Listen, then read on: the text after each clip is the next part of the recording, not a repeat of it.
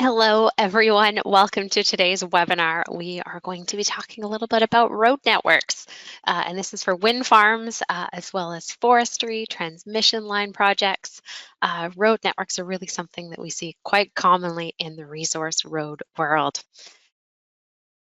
When it comes to resource road networks, there are a lot of similarities between the different industries, whether that's wind farms, transmission lines, or forestry operations. All of these road network projects are time and cost sensitive.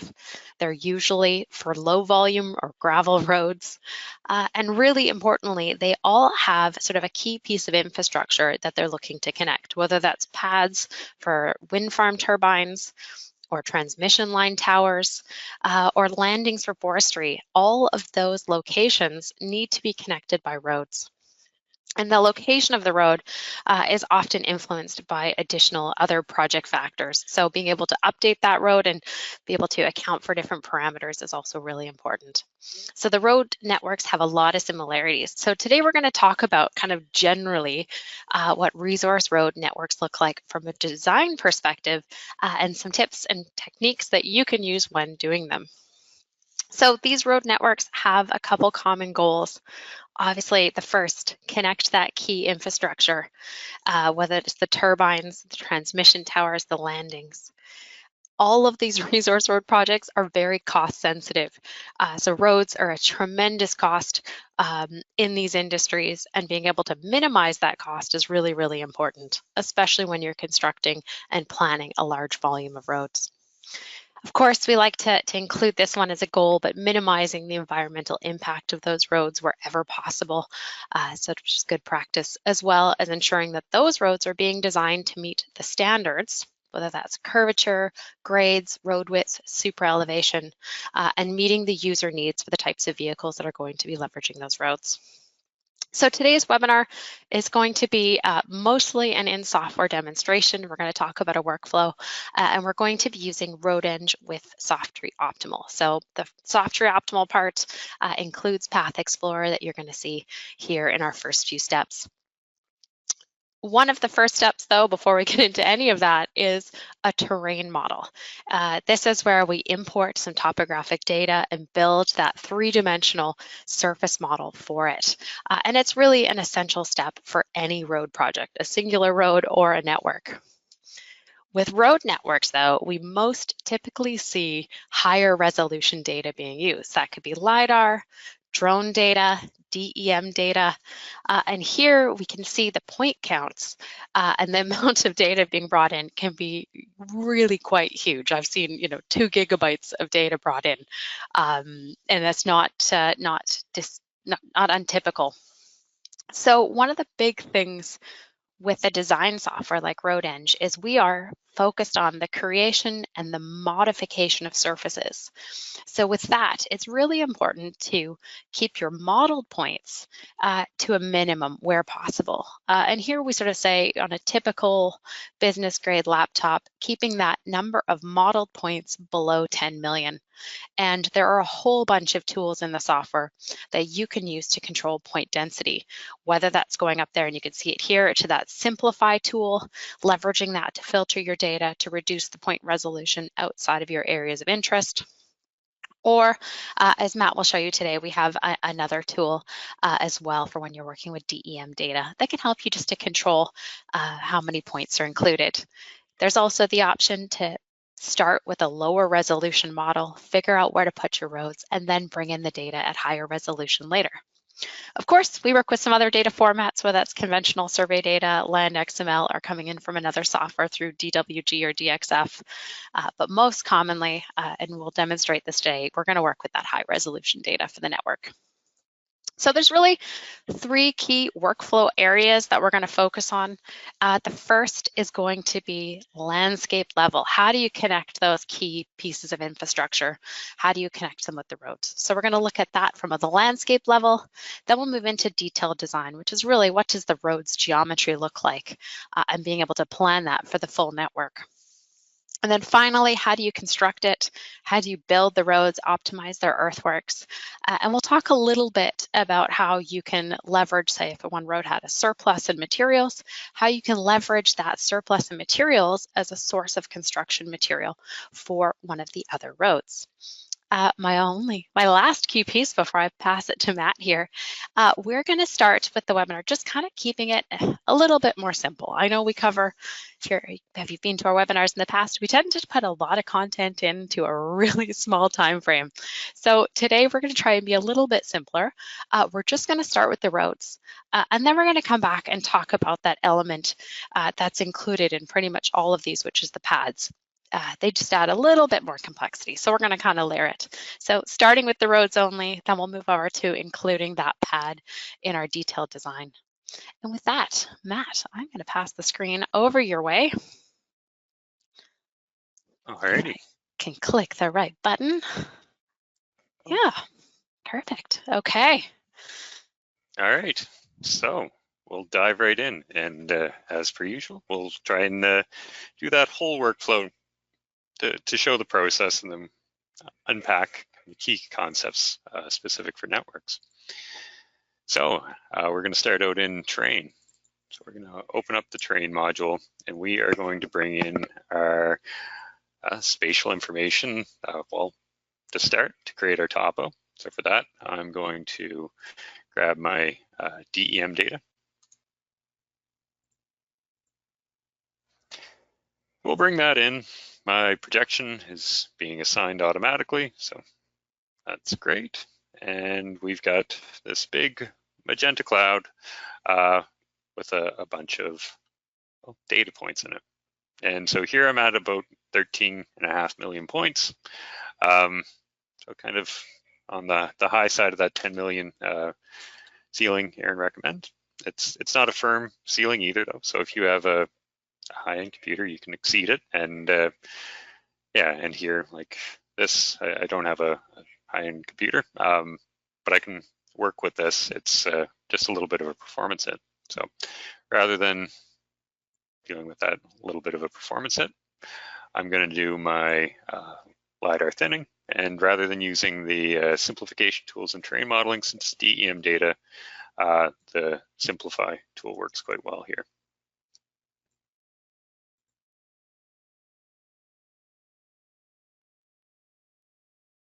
So we went from 13 million points down to 5. We'll click off to the side. So all these magenta points that are being displayed, they're still in our model, but when we click off to the side, the display properties turned off for them, so we won't see them. Next, we're going to turn those into a surface. So we're going to click terrain modeling. We're going to click generate, and we're going to create our tin surface. Now here, in many cases, we'll often include contours. I'm not going to include contours here just because this particular project has a lot of water, and I don't want the extra lines and making things too busy. And I'll just use the 3D view to see my topography.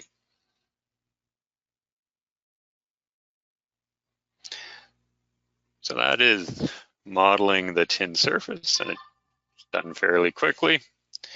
We'll click that 3D view, we'll click zoom to extents, and we can see what we're dealing with.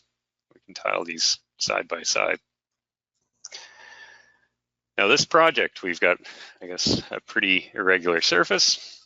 There's a few other things that I'd like to consider. Some of this is just a little easier for the viewer to see what's going on. We can bring in some extra spatial information. So I've got an existing road line that I'd like to see. We'll just bring that in. We can bring in, well, this is a wind farm project, so I've got a few turbine locations that I'd like to see and consider. We'll make those a little easier to see here as well. We'll turn on our turbine symbology. Next, we're going to bring in other information. So here I've got a bunch of lakes that I'd like to well, know where they're at. So we've got those lakes. And here, if I want to see those as a surface in my 3D view, I can turn on my 3D facet. Now I also want to see those as that, and I'm going to hatch them too. So we've got our lakes. And well, aside from the lakes, we've got a bunch of really low spots where we've probably got, well, some challenges for building. So areas where water is likely to pond, we've got streams that we want to account for. And for that, I'll use our hydrology tools. But of course, if you had your streamlines already existing, you could bring those in as well.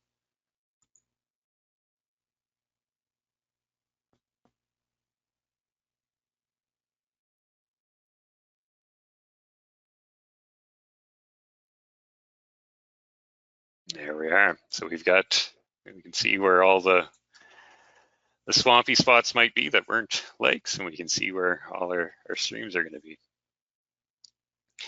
And so for that, I've got the stuff that I'd like to consider now, and just because I'm going to use a different file here later on, I'm going to include my start point.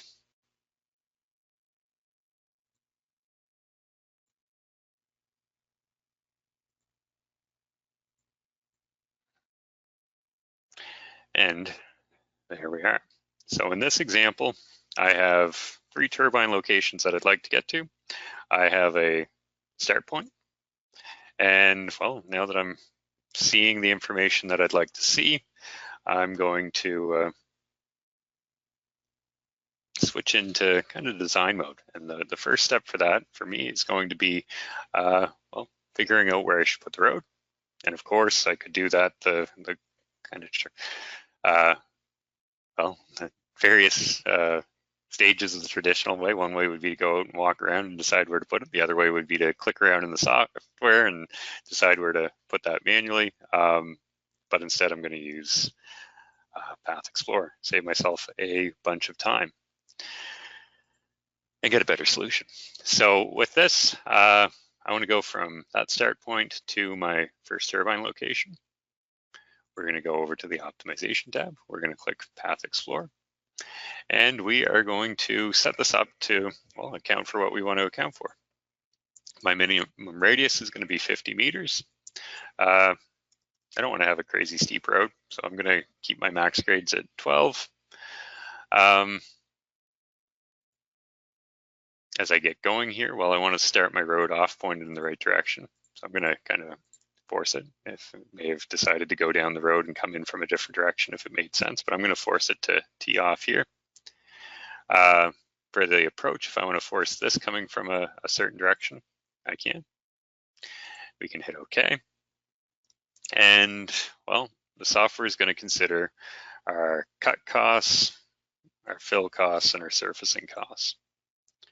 Of course, there's other things that I want to consider. If we're just considering that, well, the software would probably put the road right through that swampy spot because it's nice and flat, and without recognizing that it's going to cost more and be wet, it'll favor the smoother spots.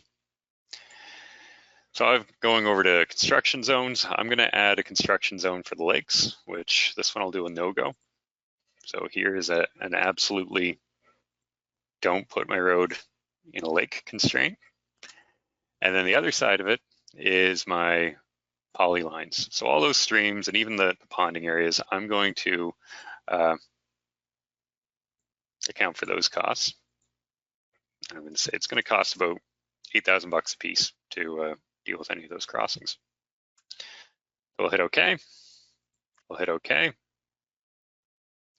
We'll hit OK. We'll let this thing run.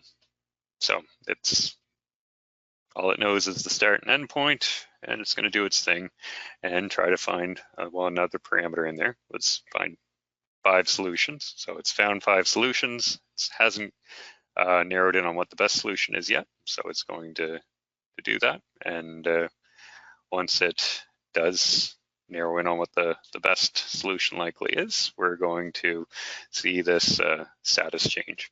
It's going to say unlikely to improve further. And we'll look at that. Kind of hit my timing there better than I would normally expect it. So there, we've got our solution, and now with this, we can see, well, these solutions are right on top of each other until they get out to here. And what that is really saying is that, well, this would be maybe not where you have to put the road, but if you put it somewhere else, it's going to get substantially more expensive. Whereas once we hit this point, there's a little bit of more freedom to choose different locations for the road and not have an enormous impact to costs. So of these 5 solutions that we have, they're all within, I believe, 10 or 15% of the cheapest solution, and then the most spatially diverse. So that one there is our cheapest solution, looking at what we're dealing with, and it makes sense. These other ones are crossing a few more streams. This is choosing the height of land there and contouring around. So we've got our A to B side of things. Now let's look at the B to C. So I'm gonna make a new feature.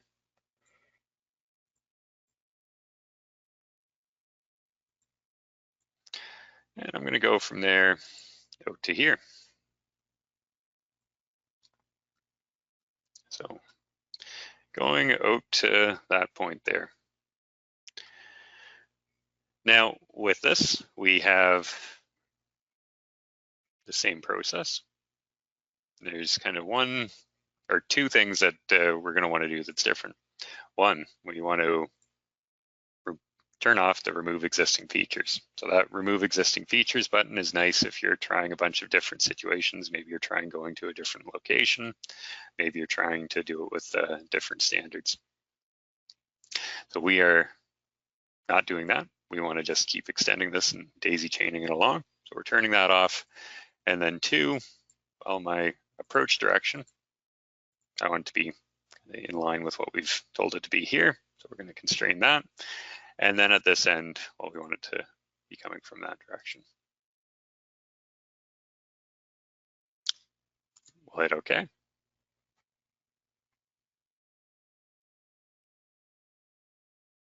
And same process. It's going to think for a bit, hopefully not too long. And then we'll do our last point here.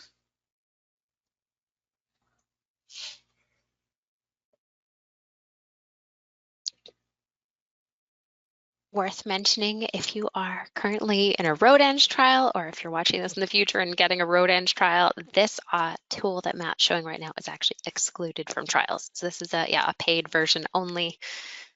So yes, if you're frustrated why the button doesn't work, that's why. Yeah, it's yeah. And with that, I mean, yeah, we waited 30 seconds there, but we saved a bunch of time, and we can be comfortable with where the road's going, that we're not missing something. Yeah, so we've got that. Now, kind of the same idea, only for this spur, we're gonna handle it slightly different.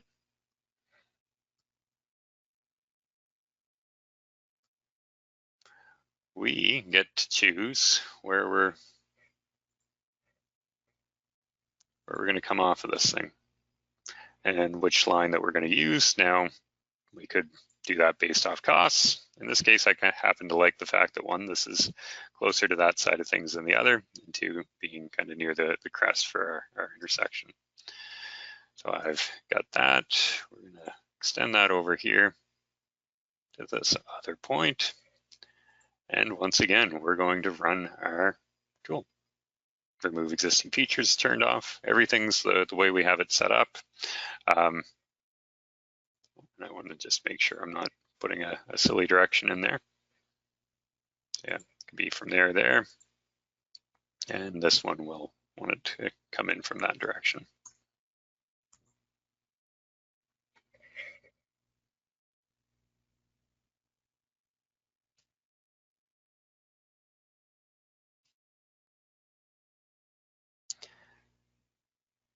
So once again, finding those 5 paths. It should go fairly quick.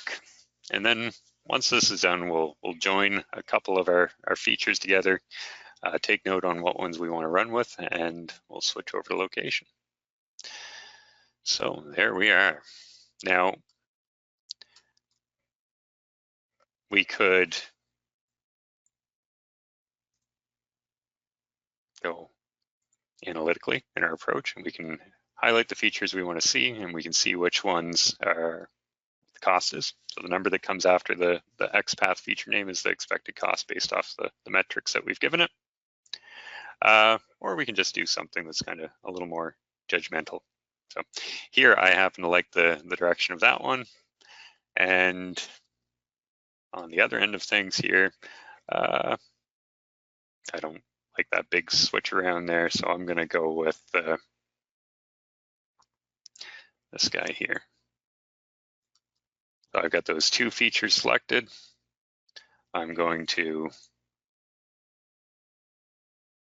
join them, and I'm going to give that feature a new name.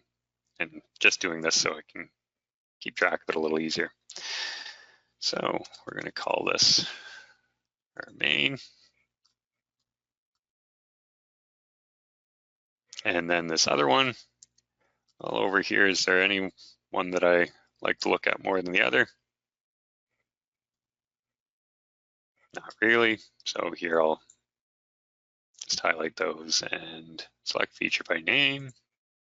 Well, that's our cheapest.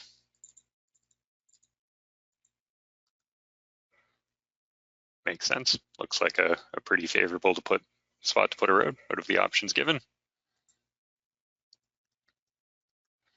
We're gonna save that. Next, we're going to save our terrain file.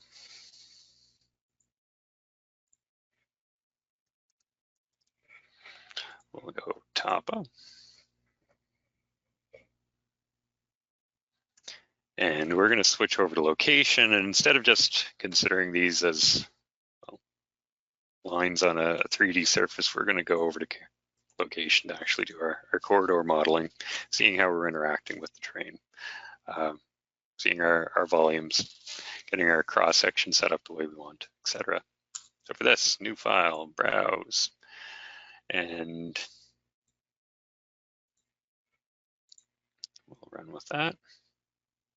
And so this is really moving from that landscape level design element that we just looked at into the detailed design. So sort of the second step in our workflow. Now here, again, we could just start from a single point and click in where we want to put things, but we've got those Path Explorer features, and I gave them a name so I could keep track of what's what. So I'm going to run with those for my initial alignments, and then we'll click that. So we'll zoom out. We can see what it is we're dealing with here. And we're going to, well, start adding in that more design oriented view of things. So to start, those Path Explorer solutions are polylines. They adhere to our curve constraints, but we want to actually have them as proper curves and tangents. So I'm going to run the polyline to alignment tool here. I'll do our main road here first.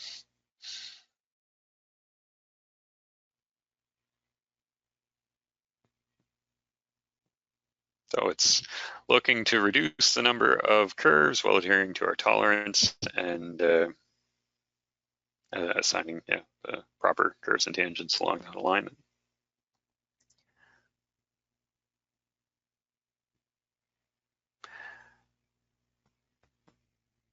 And with this, we can let it keep going.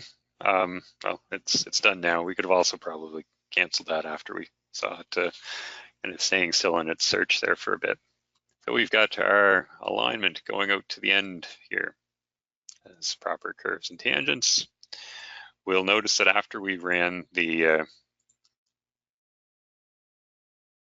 polyline to alignment, our vertical goes away, and that's by design. So once we're in location, we're going to consider a few extra variables that we didn't in the Path Explorer side of things. So for starters, in Path Explorer, I just had my road width and cut and fill slope set.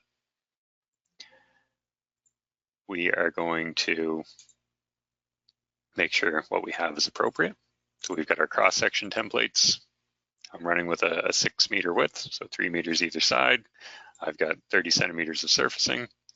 We could throw another layer of surface material in there if we'd like.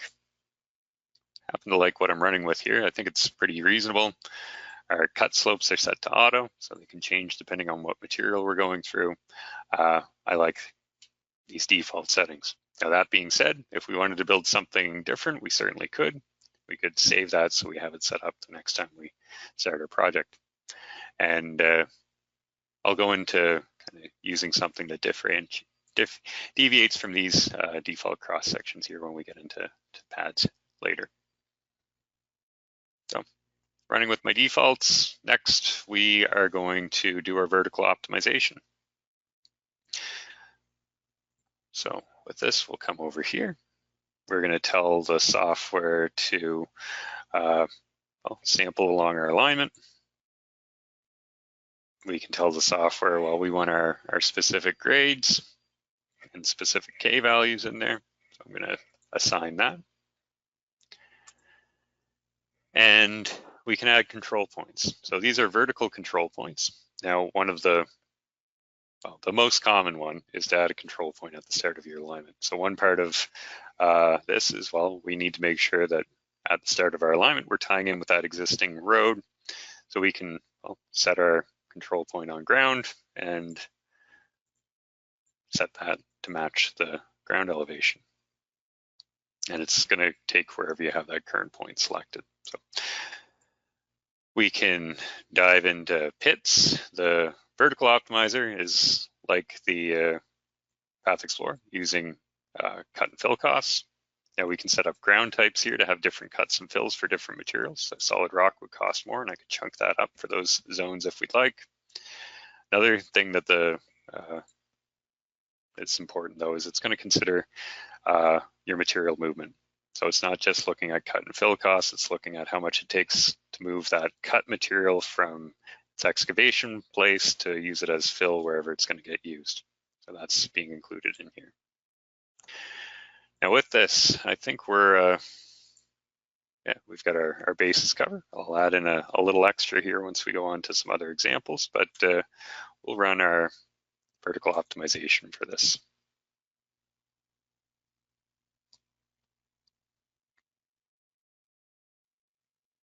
So again, one of those things the software is solving from a math standpoint or a computer science standpoint, it's a really large, hard problem, so it's not instantaneous.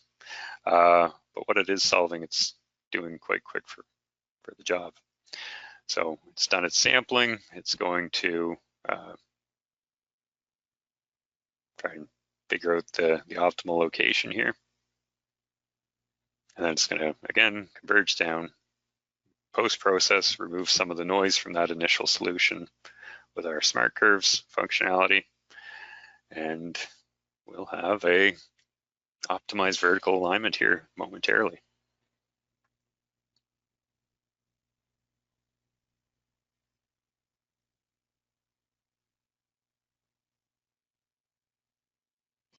Great moment to remind everyone, if you have any questions, it can be on the topic Matt's talking about, or even just on RoadEng in general, type them in the chat. We'll tackle them at the end.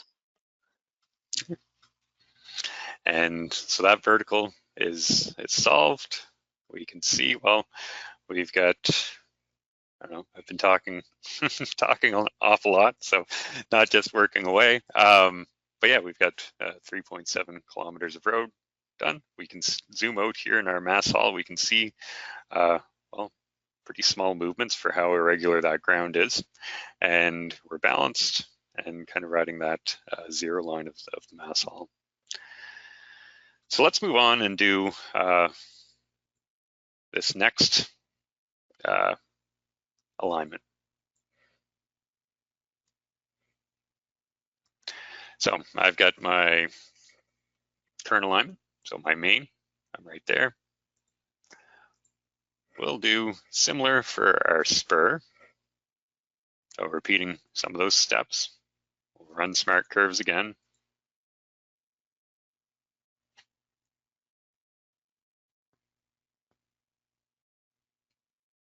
And here I'll hit cancel rather than waiting. So I was keeping an eye on the tolerances, and it's within my range, and I'm content with it. If we let it go longer, it might be a fewer curves, but looks pretty reasonable to me. So we've got that. Now we are content with our cross section. I'll use the same cross section for both. I'm going to set my starting IP at my elevation of the road that's going to be there that I want to tie into. So we want connectivity, the same idea as before, where we're tying into that existing road, only this one hasn't been built yet. So we can do a few things to figure out what we're going to be at for an elevation. So I can just hover. I can see, well, that main road elevation is at 488.1. Or we could get fancy with it. We could turn on reference surfaces, and we could say, well, we want to see that main road in our cross section. And keep in mind, I know it looks pretty abrupt, but I've got a exaggerated scale here, so I can see, well, that's my pretty handy to my center line, and that's my ditch coming up the cut slope. So rather than leaving that where it was, we're going to drop that down to here. We'll zoom in a little bit here. And we're going to do that vertical optimization. So a lot of the same. We'll set our standards, and we could have saved our road class specs if we wanted to minimize a few clicks here. Oops. But I'll just re-enter it. Control points. We're adding that control point at the start of our alignment. And here I'll take it a step further. I'm also going to add in a grade constraint. So I'm going to start out being pointed in a 2% grade, negative 2% grade. Pits, I'll leave as is for now.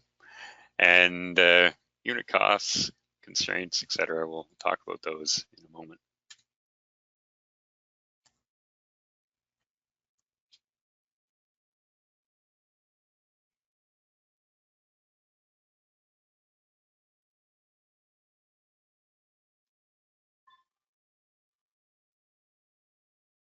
There we are. So we've got that. And once again, zoom out, we can see the mass haul. Now, of course, I just mentioned the mass haul, and kind of don't mean to broad brush everything here, but we can set up a data table as well to show whatever we'd like here. So I'm going to add in a data table to show my cuts and fills. So aside from just my accumulation along the alignment, I'm interested in getting that volume summary every 200 meters. So dealing with about 3,900 cubes for this one in total.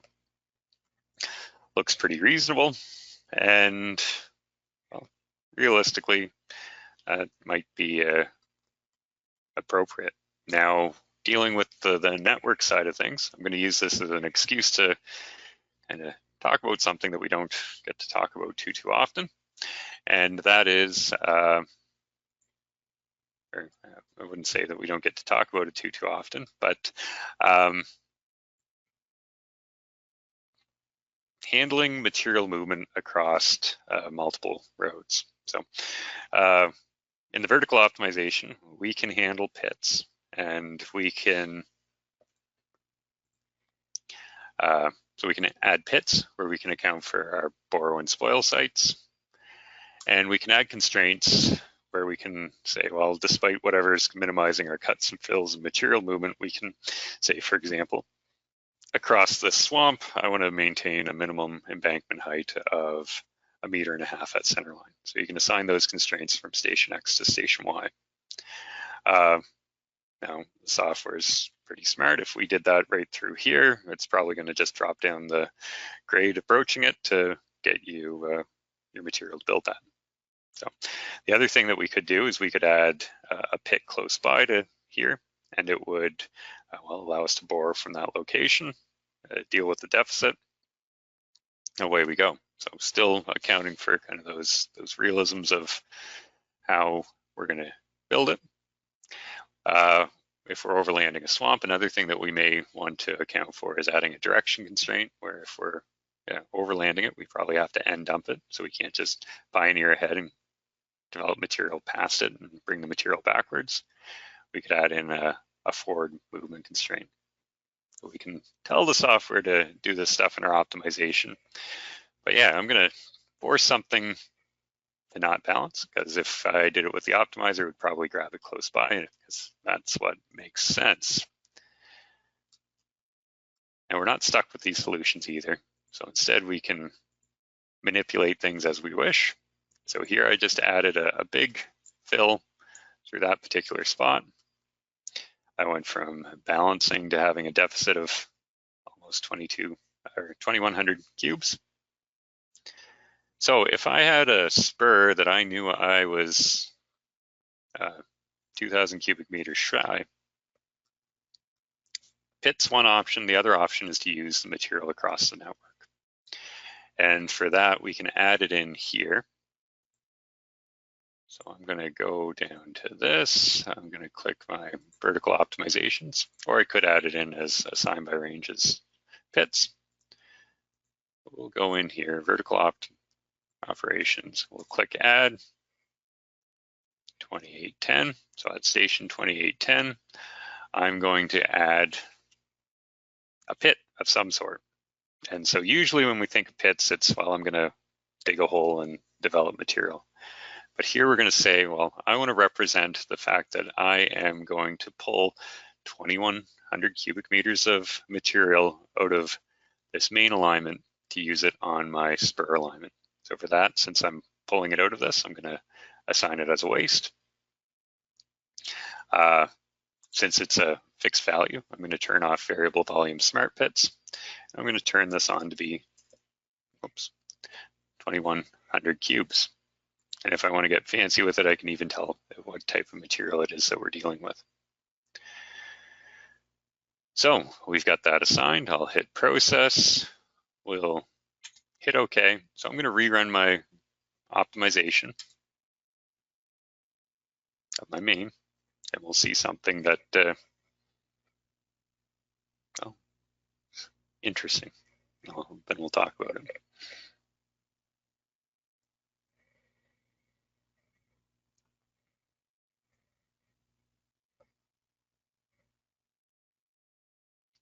So once again, we're waiting for that to narrow in on the solution. Shouldn't be long, and we'll run with what we have. And then once that's done, I'll back up and we'll deal with the pads. So. While that's solving that, let's tackle one of the questions. And it's one that we can't really show in person because it doesn't exist in a public, the question, it's done already. But the question here is, can you generate, or is there functionality coming that can generate multiple optimal paths? For example, if you had 50 turbines, can it create 50 paths? Is that functionality coming in the future? Yeah. Yeah, first question. Yeah, so yeah, so we like building things, and once we finish one major release, we move on to the next. So we've been toiling away with version 12, and we've added that functionality. So in version 12, you'll see there's the functionality to batch a bunch of runs in one go. So that's done. We've also got the ability to run a alignment that, instead of doing what I did, where I'm stringing my solutions along, so point A to point B to point C, we can say, I want to go from here to here to here in a single run, and it'll do that as a single road. So that functionality is all flushed out, and we're internally testing it and playing with it. And but to kind of look even a little further beyond that, we're looking towards the full network of figuring out where to put everything. Just these are the points I want to go to. Yeah, can consider it all in a go. So yeah, that's that. And my solution is run here.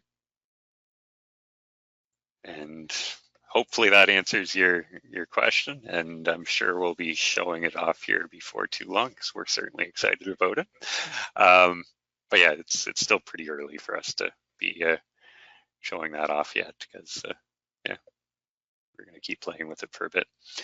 And this vertical optimization that we did, so we added in that spoil site. What we've done here is we can see that there's a big drop representing pulling the 2100 cubes out of our alignment here. And if we look at how the software is dealing with that, well, it's just knocking off a bit more of this hill here and knocking off a bit more of this hill here to make up for that deficit. So it totally makes sense, and we can keep adding more nuances into it depending on how deep we want to go and what we want it to allow it to do. So if we wanted it to not take that volume from the road, we could add in a borrow pit and add it as a smart pit, and it will consider what's cheapest. Is it cheapest to knock the hills down, or is it cheapest to use the material from the pit? So software is very, I guess it's a very complete model for what it's considering. So yeah, that's I guess a quick high-level run through on a road network. Of course, we can do other things like add in our pipes. We can produce our documentation, so multi-plot, and I won't spend too much time on this stuff, just to leave a little bit of time for the pads. But yeah, we've got our documentation in a few clicks. And with that, I will rewind and I'll talk about a little bit more of those nuances that come from dealing with the hard stands, pad geometry, etc.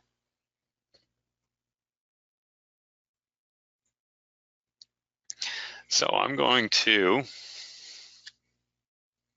I guess, keep things at a, yeah, I won't do every step because I don't want to bore people with repeating a lot of the same things. But you can tackle the pad design a few different ways. Two major buckets are either doing it in location or doing it in terrain. So I'm going to start by doing it in terrain. So I've opened up a new terrain file. I've set my topo as my background. And we could come in here and we could say, well, let's create a new feature. So I just hit Control F, but we could also go Home, New Feature. We'll call it Pad.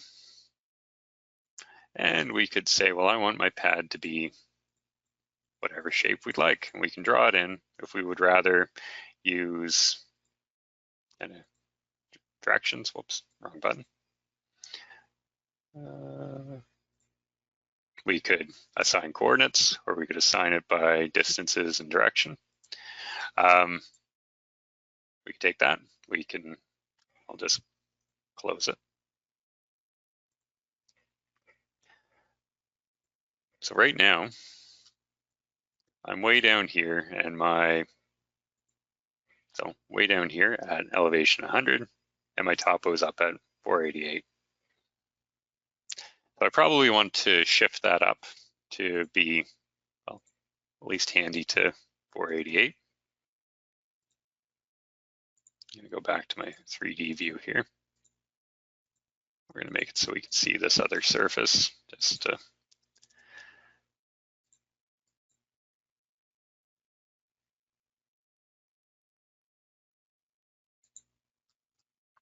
So we've got the topo in gray. I've defined the outside edge of my pad. And if I were to just model that pad, well, it's missing a big part. So the big part would be slopes. So we could turn on the grading tool. We could say, well, let's grade. We'll tell it to interpolate every 5 meters. We can calculate our volumes.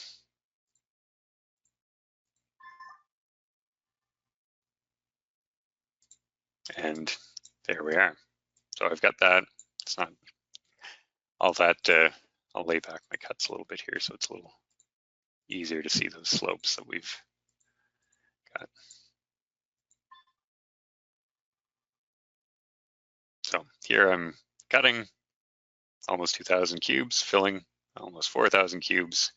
We can see our fill slopes going out. Now we could build on that instead of just manually choosing that shape or manually choosing that elevation. We could go over to optimization. We could say, well, let's auto balance this thing. We can tell it I want to generate a surplus of X cubic meters. Now, usually we probably want that to balance, so we'll set it at 0. And actually, it's going to take a little longer to think, but I'll turn that on so we can see what's going on.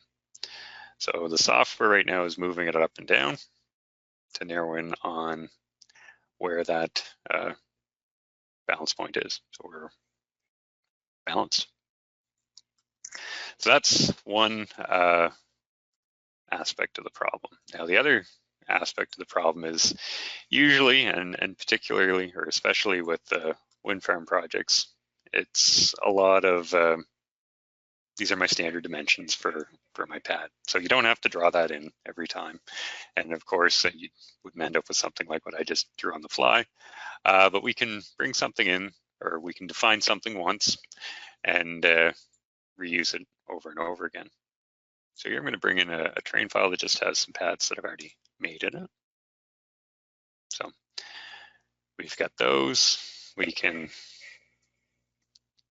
so I've clicked zoom to extents. Now this just happens to be down here at like 0 elevation. So I'm going to move it up closer to where my project is so I can see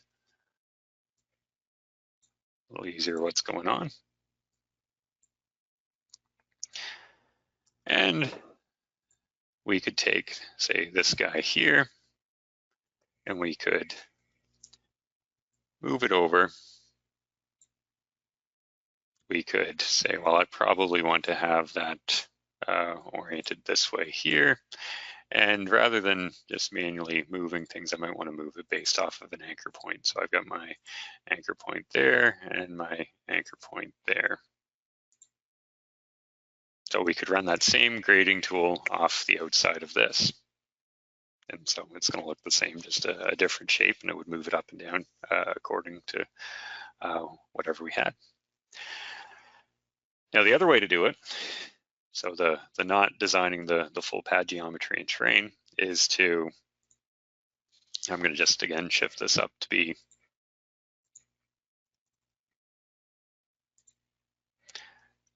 in the neighborhood of my topo surface. Actually, let's go a little higher just to, all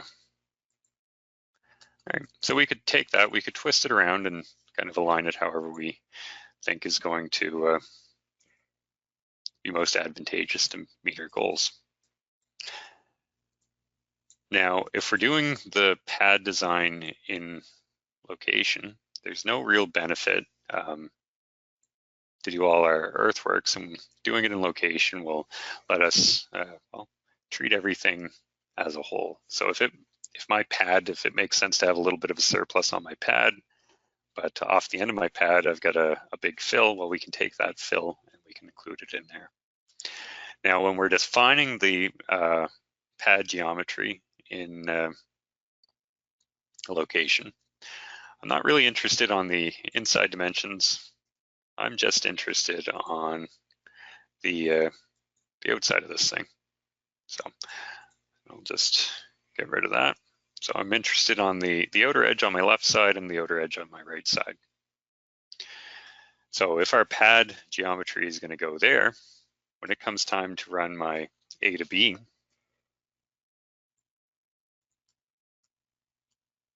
I'm going to go from here, and I'm not going to go right to that turbine location. I'm going to go to my approach, and I'm going to hem in my approach direction to come in from however I've got that thing pointed.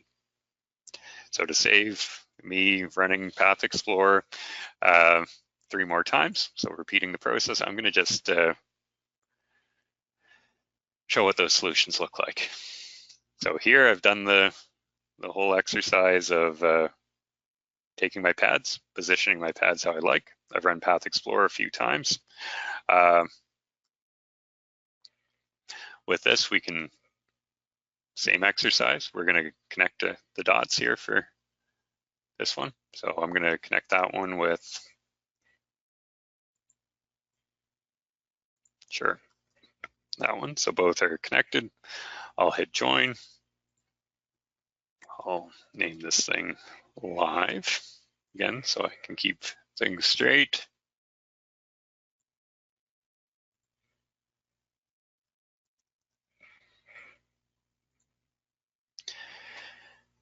And then there's going to be a couple little nuances for how we set up location. So we're going to switch over to location. Once this is saved, I'll just do it in a new file. And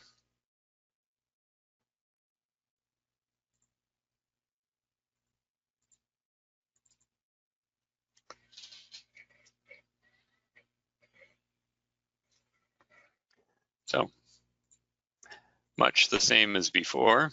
And desktop, wind farm. So that's the topo we just created.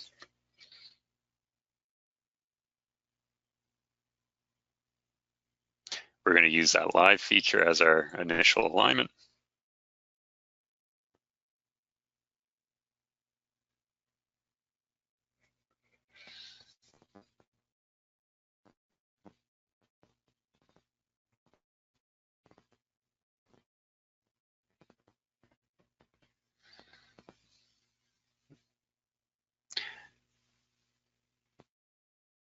And we'd run, and I'm not going to run the whole thing here, but same exercise as before. We'd run polyline to alignment. And here, since it's just repeating the process, I'll run with something that has a few more curves than necessary. I want to add in my file with my pad orientations. So I'm going to add that in as a background, or I should say a reference surface. So I've got my pads located.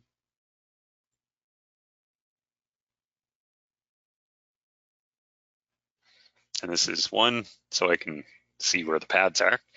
But two, so I can use those outside pad geometries as a reference feature to define my cross-section geometry.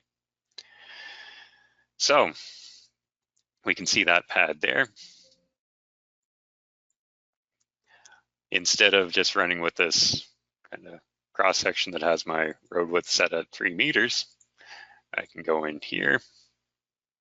So going on to the E-library. So the E-library's got a collection of what we call template components. So kind of individual parts that we can use to build out what we'd like. Now I've got this pad 4 template. I'm going to come up here. I'm going to paste this in. So paste as left. Right now this pad geometry is set at a width of 20. Well, if I'm not going through a pad, I don't want it to appear. So I'm going to set it to 0. Now, if I am going through a pad, I want it to be defined off a feature. So I'm going to click this and I'm going to say, well, I'm going to have a reference feature based off of all those outer pad lines that we have created. So we've got that. Voila.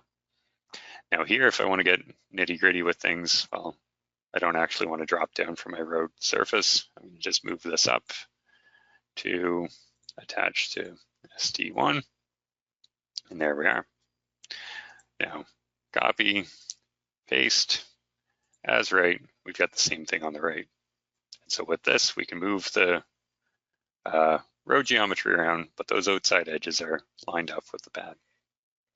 Now, with this too, we'll cycle ahead here. If we go somewhere where we're not overlapping with that pad geometry, we don't have to worry about it. There's no reference feature in the cross section, we're set. So we'll hit OK here. we can see what it is we're dealing with. There's our pad. And kind of the last exercise here is, well, I want to take those pads into consideration when I'm doing my grading. And when we ran this last time, we told it that, well, we want those min and max grades of 12%. We want our K values of 5. Great, that works. But where I have these pads, I want it to be a lot flatter in terms of longitudinal grade. So one, I don't want them to have any curves in there. So we're going to turn linear on, and we're going to say 1765 to 1950. We have that as a tangent constraint. Whoops. We're going to hem this in to be +4 and -4.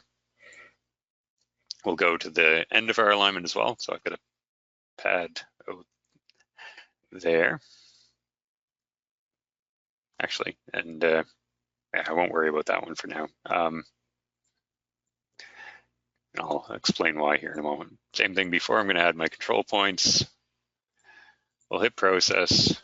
We'll let this thing think, and then we'll see our solution makes sense here. And away we go. So while that thinks, I can certainly answer a question or two. Awesome. There was a second part about the future feature question, which is when can we expect version 12? Oh, I don't know. That's probably more of an Aaron question than a Matthew question.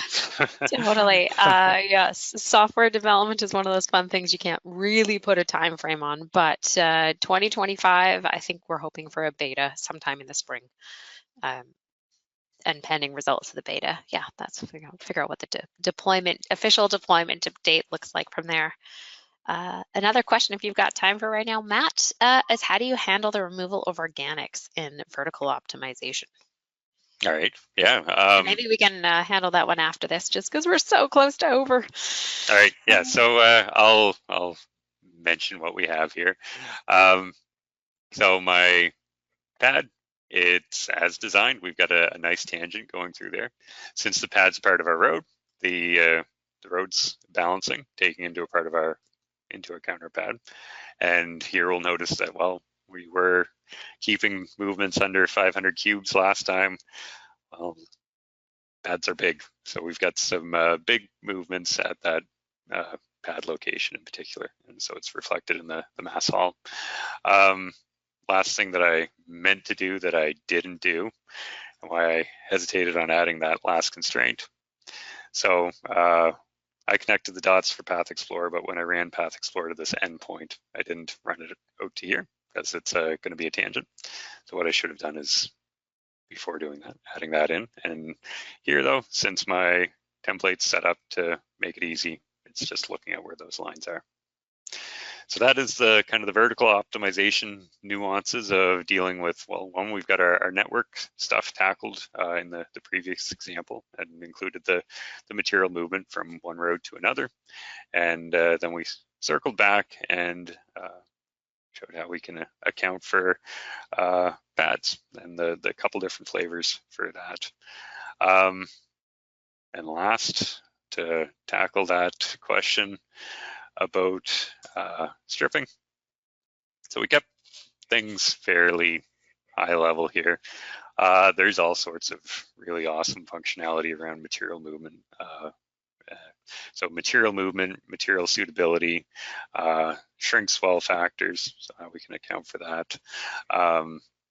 Yeah, and so with that, we've got a combination of how we account for things. So subsurface horizons, we can add different ground types for different station ranges at different depths. So that would be subhorizons.